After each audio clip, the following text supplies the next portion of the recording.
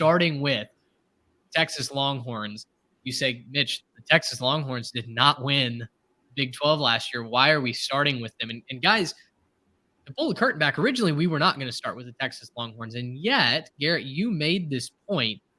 If the Longhorns have everything click, they can not only win the Big 12, they could potentially win a national title this year. And so it felt wrong to start with anyone other than the Longhorns. TCU, you had your moment in the sun. We're going to get to you. But Texas in 2023 could be a team that contends not only for a playoff berth, but for a national title if they get everything out of this talent. Now, of course, if you followed the Longhorns or college football for the last several years, you know that Texas typically leaves a lot of juice in the lemon. They don't get a full squeeze when it comes to the length of a season. They nearly knocked off Alabama last year, but then failed against Texas Tech. They failed against Oklahoma State. They fell short against TCU. They had so many shortcomings that ultimately bit them en route to what was a disappointing 8-5 season. Now, in the grand scheme of things, was that an okay season for Sarkisian? Sure, it was. Can he get to double-digit wins is all anyone's going to care about this season.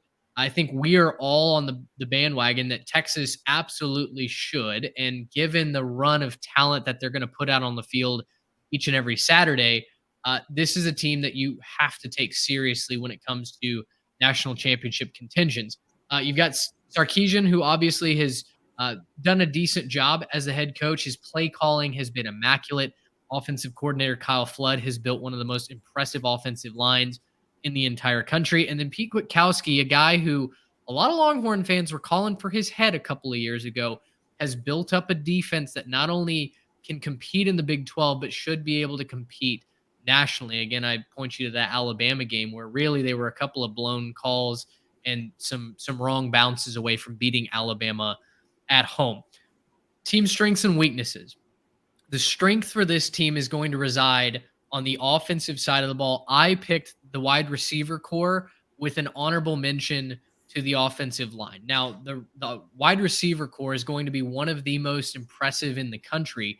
The offensive line might be the best offensive line in the country, led by Kelvin Banks, who was a freshman All-American last year, did not give up a single sack against the likes of Will Anderson, Tyree Wilson, or Felix Uzama, or Felix Ndike Uzama.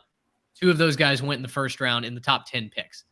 Pretty remarkable stuff from Kelvin Banks. But the wide receiver core is led by Xavier Worthy, supreme talent. He had 60 catches last year for 9 touchdowns. The question is, can he put it all together this year? He felt like he quit a little bit on the team last year. There were a lot of rumors that he was walking right out the door, that he actually wasn't coming back to Texas. That all seems to have subsided. He's back and should lead this wide receiver core.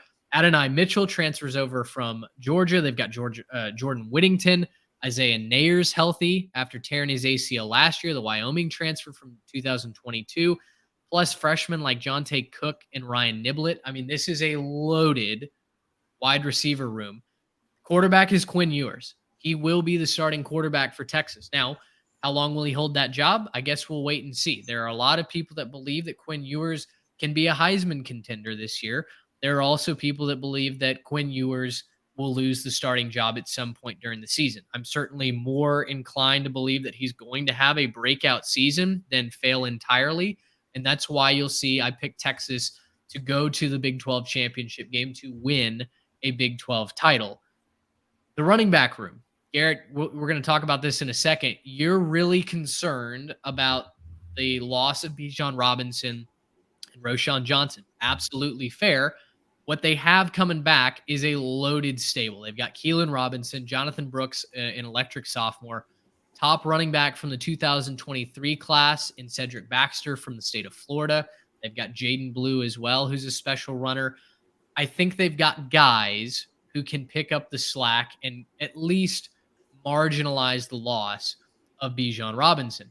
Now, on the defense, they're also very loaded. They've got Jalen Ford, who was voted the best linebacker, preseason defender in the Big 12, according to the media. He's going to be electric. You've got Tavondre Sweat, Byron Murphy II, monsters on the defensive line. Texas led the conference in quarterback pressures a season ago. They had a lot of tackles for loss. Didn't necessarily get the sacks, but they had a lot of tackles for loss. And then in the secondary, you're looking at guys like cornerback Ryan Watts, who should have another good season. Jalen Catalon transfers over from Arkansas, one of the most coveted safeties that came into the transfer portal this offseason. So, guys, let's talk about this. And Garrett, specifically to you, you look at their schedule. They've got Bama week 2. They have Kansas and Oklahoma before the bye, and then afterwards, they've got BYU, Kansas State, and Texas. It's certainly not an easy season, but this is a Longhorn team that should be favored probably 10, if not 11 of the weeks during the regular season. Where are you thinking the Longhorns finish when it's all said and done? Yeah, whoever did the schedule for Texas this year did not do them any favors. There's some of these teams that we'll talk about later on that they got real breaks when it comes to their schedule. Texas is not one of those teams. They have to play a lot of tough teams on this schedule. Obviously, the out of conference against Bama, that's going to be pretty tough. Nobody just walks in to Tuscaloosa and just leaves with a victory with no problems. It's going to be a tough battle. But setting that one aside, at Baylor, obviously Oklahoma, that happens in Dallas every year. You're looking at TCU into the season, finishing with Texas Tech. There's going to be some real issues with the schedule, and there's going to be a lot of places for them to potentially follow up. Now, if you are a Texas fan and you've been watching Texas, you know that, and you can look at the 22 results. There's some games you shouldn't have lost that have that L next to them. There's some games that on paper you look at it and you say there's no reason why the Texas Longhorns should be losing that game, and they still slipped up. I think that one of the biggest reasons they will make improvements in that is due to the fact that, yeah, it's Sark's third year. They have a lot of consistency. It's not a brand new offensive scheme for anybody, no brand new defensive schemes for anybody. They can really try to play the continuity game there and allow some of that to take over and some of that coaching to really settle in. You know, they know what they're doing after a certain number of time. Here's really where my concerns are. I'm not concerned about the offensive line. They're going to be great in the offensive line. I'm not concerned about even with the wide receiver room. There's a lot of, I think, speculation in the wide receiver room after Xavier Worthy. I think Xavier Worthy is obviously amazing. There's a lot of guys who I'd say, yeah, they looked pretty good maybe in other situations, or they've, shown that they could perform well, but I'm not necessarily down on that room. Mitch, you mentioned it. The running backs, I'm concerned about. Are we going to pretend that Bijan Robinson wasn't a massive factor in this offense's success last year? Because that, I think, would be disingenuous, right? You can say that they have really talented players behind them, but you don't replace Bijan Robinson. You don't just say, oh, well, there's a guy, Cedric Baxter, he looked pretty good. He's a good kid coming in. And, oh, well, Jonathan Brooks, he's looked pretty good. And sometimes, yeah, Keelan Robinson. You don't just replace Bijan Robinson. And Roschon Johnson, by the way, very good running back right behind him. That's a nasty 1-2 punch that they're going to have problems replacing. If there's a drop in talent there and they become a little bit more one-dimensional, the genius play calling from Sark looks a little less genius because they're not going to be getting that extra support on the ground. They're not going to be getting that extra support, in the run game, and defenses can set that up a little bit easier to tee off on the quarterback and apply pressure to the quarterback, which is really where this conversation has to start and end. With Quinn Ewers, he's the guy right now. I've said it before. I'm going to continue to say this until I see that step. Quinn Ewers struggles under pressure. When you get to Quinn Ewers, he does not deliver the football accurately. He doesn't make great decisions. He doesn't do a great job extending plays. He has a lot of room to grow in that. Now, full off season, maybe he's made that step. I haven't seen it yet, so I'm just going to go off of what I've seen. And what I've seen is when he's upright and he's not facing the pressure, Quinn Ewers is a fantastic quarterback. When he gets knocked over, and when he gets kind of pressured and all that, he struggles severely. So thinking about what is going to happen, thinking about what they could do, I'm nervous about the running back room, but I have them going 10-2 overall. I have them losing against Alabama, and I believe I have them dropping the game in Fort Worth against TCU. But that's what I have so far for them. I went back and forth on Texas Tech at the end of the season. I think I ended up saying that Tech was going to end up losing that game.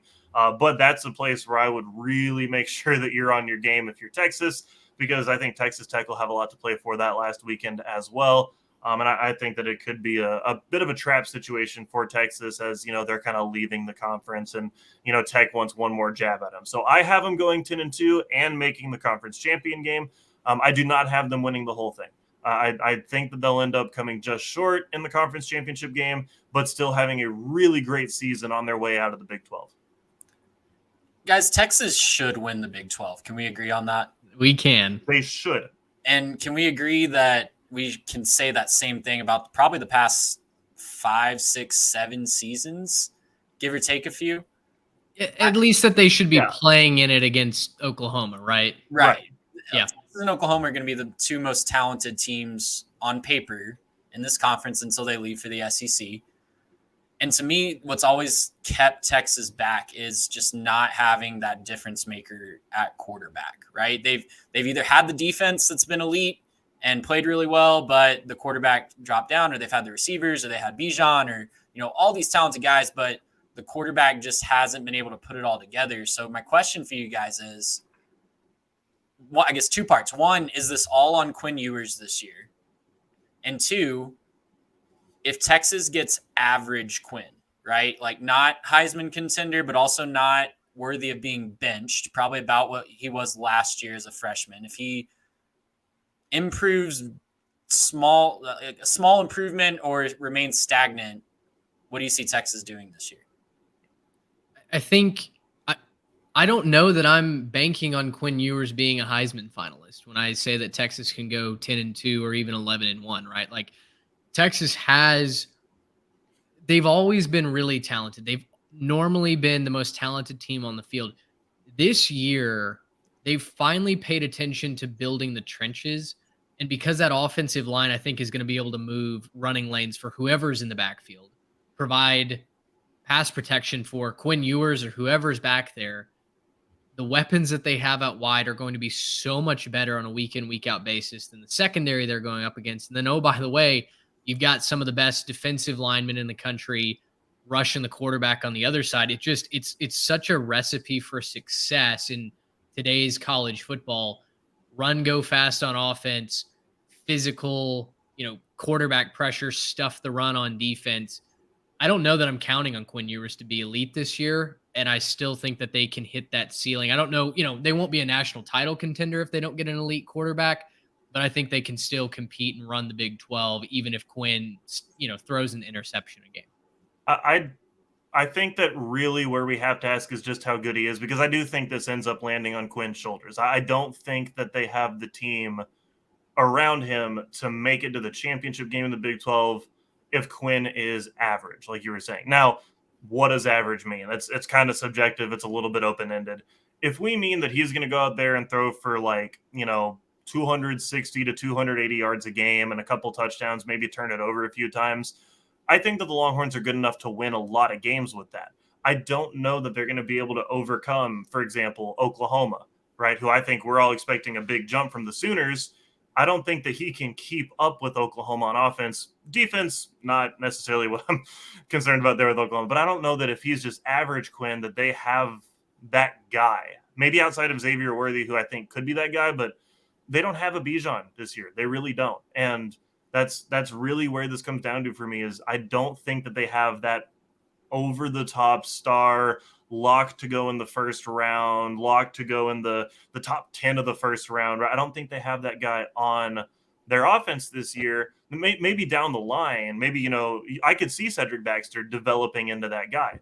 But I think it would be a little crazy, and I think Texas fans should agree with me on it, that it'd be crazy to expect Cedric Baxter or Jonathan Brooks or Keon Robs or one of those guys to come in here and be a guy like Bijan. And so when you don't have that guy in the run game, it has to go through your quarterback. And that's where I say, look, maybe Texas goes in there and Quinn figures it out. He's got all this stuff figured out in his head. If that's true, then it's a bad year to be on the Longhorn schedule, because they're going to go through and, going to Fort Worth against TCU will not be a problem. Tech at the end of the year will not be an issue. They'll stomp all over Oklahoma again. But if he's average, right? If we're just getting average Quinn, I could see a 9-3 or maybe even 8-4 for Texas, just based on how I think some of these teams are going to be. And the untold kind of fact underneath all of this is everybody this year is going to give Texas and Oklahoma their absolute best shot while they're on their way out of the conference. That's kind of the thing that we haven't been saying yet.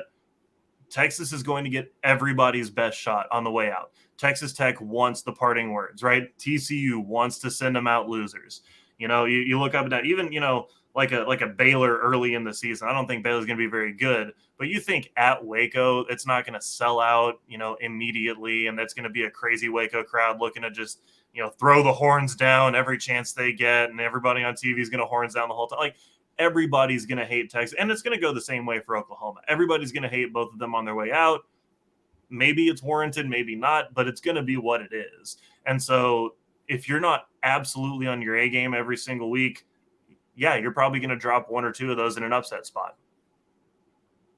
It's going to be fascinating to see how the Longhorns do with this schedule. The front half of the schedule is relatively benign. I mean, they've got Alabama. They do have a road game to Baylor. Kansas will come in. I think they should be able to handle the Jayhawks, maybe this year. And then they have the Red River rivalry against Oklahoma. After that, though, at Houston, they have Kansas State come to town. They have to go to TCU, to Iowa State, and then they'll play the Red Raiders. Not an easy schedule by any means. So the Longhorns certainly not going to be gift wrapped the Big 12 title game this season. Gracious, how about